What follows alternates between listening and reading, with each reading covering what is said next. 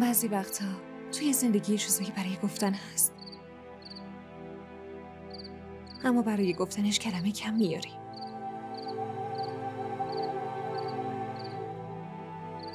برای ثابت کردن اینکه کنار یکی هستی نیازی به کلمات نیست، فقط گرفتن دستش کافیه.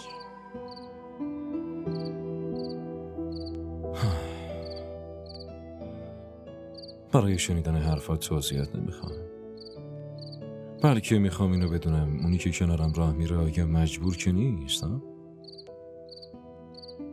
اگه اینطور بود برای گرفتن دست کسی پیش قدم نمیشدم. آره، شاید یه دوره سخت بگذره.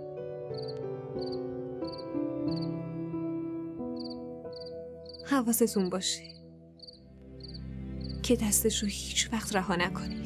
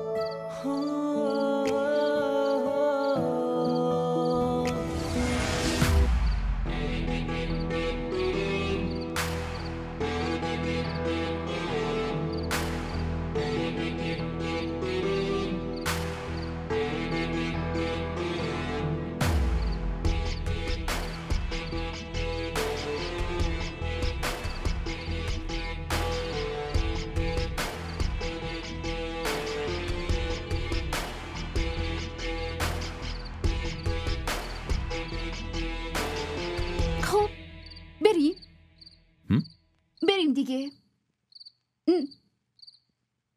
چی شد؟ میگم بریم.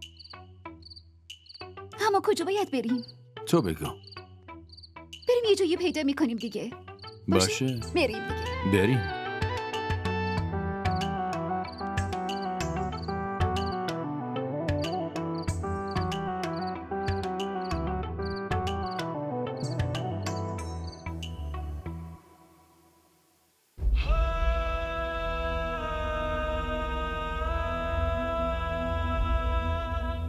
با این کارات میتونی دوباره حنا رو به دست بیاری؟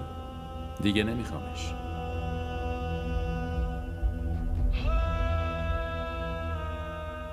حمزه تو با این کارا چی به دست میاری؟ خوشحالی، آرامش.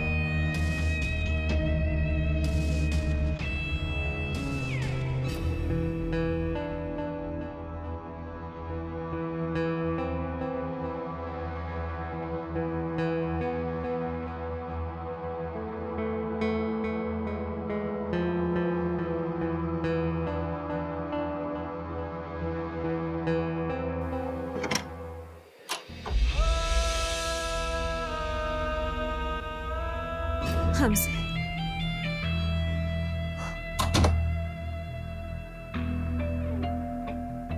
حمزه عزیز.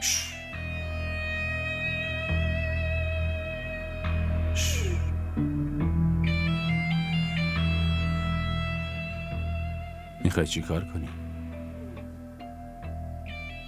میخوای بهش نزدیک بشی؟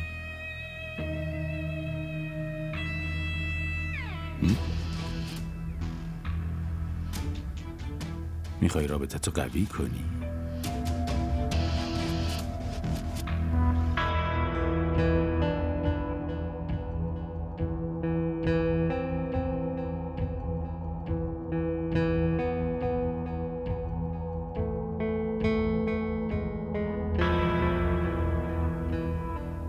امتحان نکن.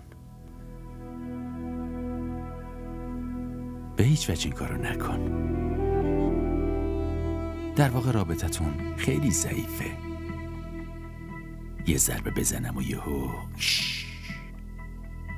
همه چی تموم. میدونم.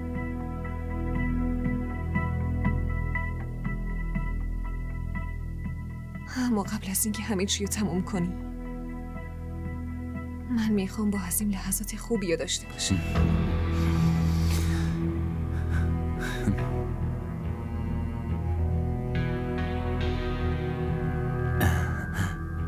خیلی داری تلاش میکنی آدم قوی باشی هانا،